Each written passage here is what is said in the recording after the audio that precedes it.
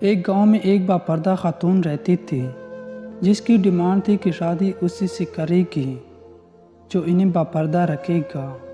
ایک نوجوان اس شرط پر نکاح کے لیے رضامند ہو جاتا ہے۔ دونوں کی شادی ہو جاتی ہے۔ وقت گزرتا رہتا ہے یہاں تک کہ ایک بیٹا ہو جاتا ہے۔ ایک دن شوہر کہتا ہے کہ میں سارا دن کھیتوں میں کام کرتا ہوں، کھانے کے لیے مجھے گھر آنا پڑتا ہے جس سے وقت کا ضیاع ہوتا ہے۔ تم مجھے کھانا کھیتوں میں پہنچا دیا کرو۔ بیوی راضی ہو جاتی ہے۔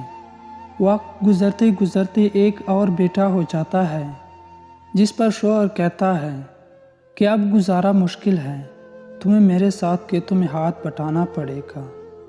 یوں باپردگی سے نیم پردے تک پہنچ جاتی ہے اور تیسرے بیٹے کی پیدائش پر اس کا شوہر مکمل بے پردگی تک لے آتا ہے۔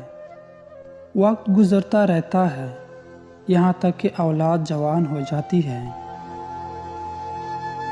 ایک دن یوں ہی بیٹھے بیٹھے شوہر ہنسنے لگتا ہے۔ بیوی سبب پوچھتی ہے تو وہ کہتا ہے کہ بڑا تو پردہ پردہ کرتی تھی، آخر کار تیرا پردہ ختم ہو گیا۔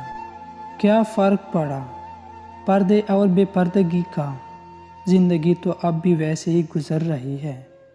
وہ بولتی ہے کہ تم ساتھ والے کمرے میں چھپ جاؤ، میں تمہیں پردے اور بے پردگی کا فرق سمجھاتی ہوں۔ شوہر کمرے میں چھپ جاتا ہے۔ عورت اپنے بال بکھرے رونا پیٹنا شروع کر دیتی ہے۔ پہلے بڑا بیٹا آتا ہے، رونے کا سبب پوچھتا ہے۔ کہتی ہے تیرے باپ نے مارا ہے۔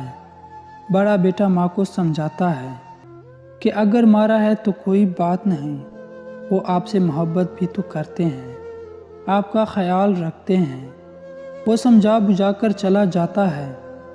عورت پھر سے رونے کی ایکٹنگ کرتی ہے اور منجلے بیٹے کو بلا کر بتاتی ہے کہ تیرے باپ نے مجھے مارا ہے۔ منجلا بیٹے کو غصہ آتا ہے اور باپ کو برا بھلا کہتے ہوئے ماں کو سمجھا بجھا کر چھپ کروا کر چلا جاتا ہے۔ آخر کار عورت یہی ڈرامہ چھوٹے بیٹے کے سامنے کرتی ہے۔ چھوٹا بیٹا تو غصے سے آگ بگولا ہو جاتا ہے اور زور زور سے گالیاں بکتے ہوئے ڈنڈا اٹھاتا ہے اور کہتا ہے کہ ابھی باپ کی خبر لیتا ہوں۔ پھر عورت شوہر کو بلا کر بولتی ہے کہ پہلے میرے پردے کے وقت پیدا ہوا تو اس نے تیرا پردہ رکھا، دوسرا نیم پردے کے زمانے میں پیدا ہوا تو تیری آدھی لاج رکھ لی، جبکہ تیسرا جو مکمل بے پردگی کے زمانے میں ہوا تو وہ مکمل طور پر تیری عزت کا پردہ اتارنے گیا ہے۔